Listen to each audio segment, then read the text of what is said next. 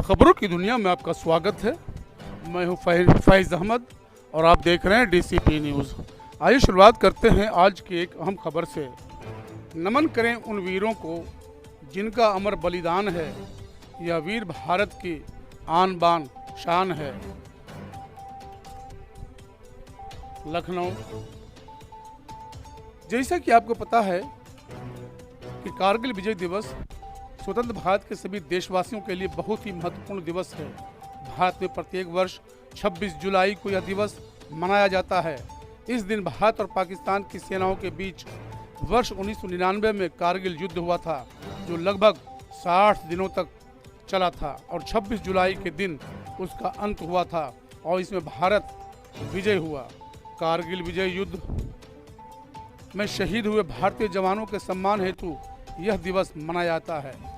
आज से ठीक 23 साल पहले भारतीय सेना ने कारगिल युद्ध में पाकिस्तानी सेना को मुंहतोड़ जवाब दिया था। देश में आज कारगिल विजय दिवस मनाया जा रहा है।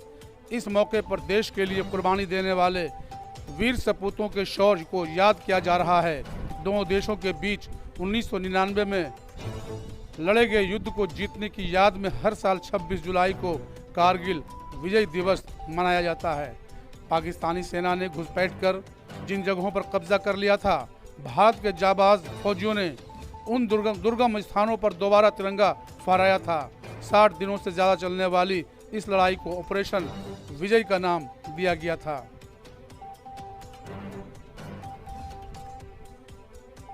दरअसल सर्दियों के मौसम में सैनिक ऊंची चोटियों पर अपनी पोस्ट छोड़कर निचले इलाकों में चले आते हैं। पाकिस्तान और भारत की दोनों सेनाएं ऐसा करती थी, लेकिन पाकिस्तानी सैनिकों ने चुपके से घुसपैठ करके प्रमुख चोटियों पर कब्जा कर लिया था। भारतीय सेना को इस घुसपैठियों की जानकारी चरवाहों से मिली थी। चरवाहों ने पाकिस्तानी सैनिकों और घुसपैठियों को वहां देख लिया था। इसके बाद भारतीय सेना ने घुसपैठियों से अपनी जमीन को खाली कराने के लिए ऑपरेशन विजय चलाया। 60 दिन से ज्यादा चलने वाली इस लड़ाई में 527 भारतीय जवान शहीद हुए थे। ये लड़ाई जम्मू कश्मीर के कारगिल जिले में साल 1999 में मई से जुलाई के बीच हुई थी। पाकिस्तान के तत्कालीन प्रधानमंत्री नवाज शरीफ को जानकारी दिए बिना तत्कालीन पाकिस्तानी सेना प्रमुख जनरल परवेज मुशर्रफ ने कारगिल में घुसपैठ करवाई थी। अक्टूबर 1998 में उस समय के राष्ट्रपति परवेज मुशर्रफ ने कारगिल प्लान को मंजूरी दी थी। कारगिल की ऊंची पहाड़ियों पर पाकिस्तान के सैनिकों ने कब्जा कर लिया था। नियंत्रण रेखा के जरिए घुसपैठ करने की साजिश की गई थी। भारतीय नियंत्रण रेखा के जरिए घुसपैठ करने की साजिश थी। भारतीय नियंत्रण रेखा से पाकिस्तानी सैनिकों को हटाने के लिए यह युद्ध हुआ था। इस युद्ध में भारी मात्रा में रॉकेट और बमों का प्रयोग भी किया गया था।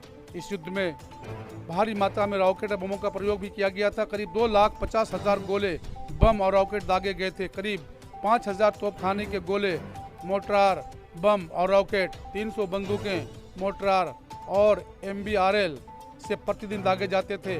जिस दिन टाइगर हिल को वापस लाया गया था, उस दिन 9,000 गोले दागे गए थे। ऐसा कहा जाता है कि द्वितीय विश्व युद्ध के बाद यह एकमात्र युद्ध था जिसमें दुश्मन सेना पर इतनी बड़ी संख्या में बमबारी की गई थी। अंत में भारत ने एक जीत हासिल की। तीनों सेना प्रमुखों ने सैनिकों को श्रद्धांजलि दी।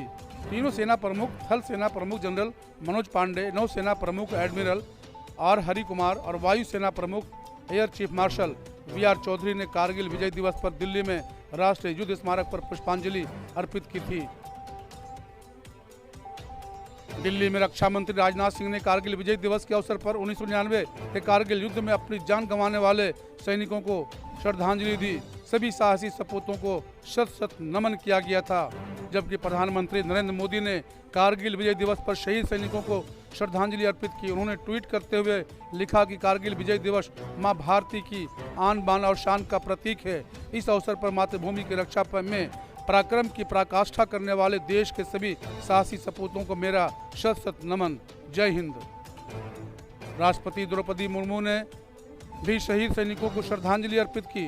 राष्ट्रपति द्रौपदी मुर्मू ने कारगिल विजय दिवस पर शहीद सैनिकों को श्रद्धांजलि अर्पित की और उन्हें ट्वीट करते हुए लिखा कि कारगिल के शहीद जवानों को शत शत नमन करती हैं।